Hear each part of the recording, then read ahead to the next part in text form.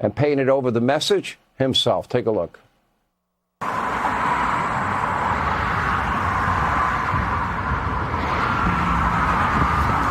Senator Cruz joins us now. You know, Senator, I will say this. I can't recall ever a United States senator taking out, a paint roller and painting over, underneath a bridge. Thank you for doing it, by the way. I think it's meaningful. It's not symbolic. It's meaningful. How do you examine this hate, the dehumanization, racist Nazi fascists, Hitler, Stalin, Mussolini? This is all we hear now. I think I've become numb to it.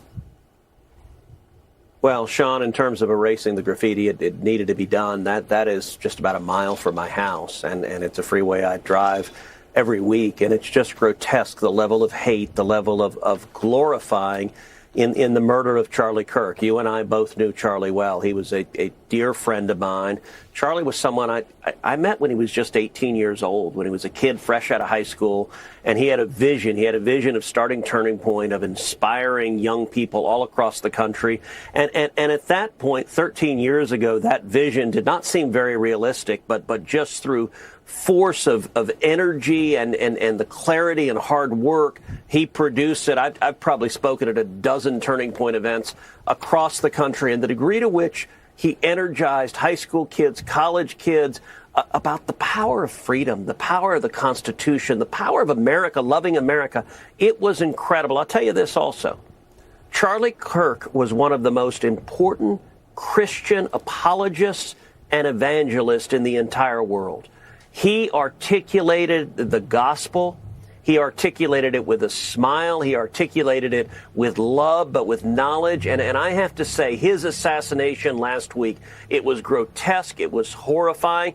Heidi and I wept along with millions of other Americans. And it was, and then the reaction afterwards of the leftists and the media on college campuses, the left-wing activists reveling, glorifying teachers, high school teachers, elementary school teachers, college, university professors, cheering it on.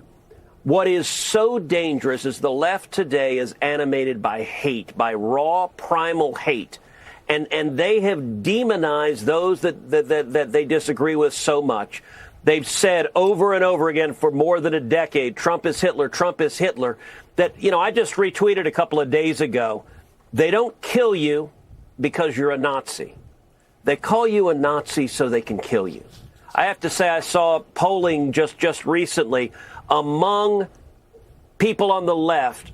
More than 50% of them believe it is justified to murder Elon Musk, and more than 50% believe it is justified to murder Donald Trump.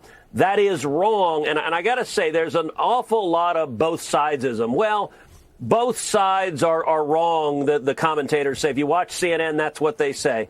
And I will say that's just not accurate. It is true. Both sides should treat each other with respect. That's right. But this is not a problem that occurs on both sides.